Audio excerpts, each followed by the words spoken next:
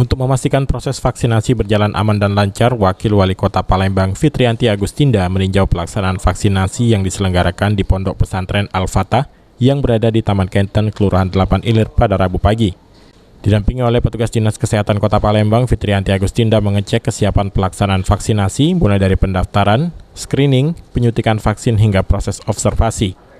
Usai melakukan pemeriksaan, orang nomor 2 di Kota Palembang ini mengungkapkan pemerintah sangat mengapresiasi vaksinasi massal yang sudah membantu pemerintah mempercepat pelaksanaan vaksinasi dan mensosialisasikan vaksinasi aman.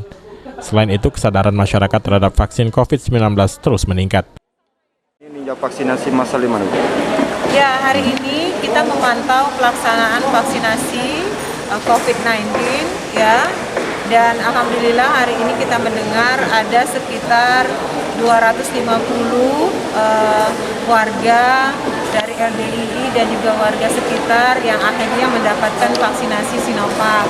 Kita bersyukur sekali dan sekaligus berterima kasih sekali kesadaran masyarakat Kota Palembang semakin meningkat ya untuk vaksinasi COVID ini, dan target kita. Pelaksanaan vaksinasi massal ini dilakukan 1 hari dengan kuota vaksin 250 vial. Dinas Kesehatan optimis target tercapai karena warga sangat antusias ingin mendapatkan vaksin. Abidin Riwanto, PAL TV.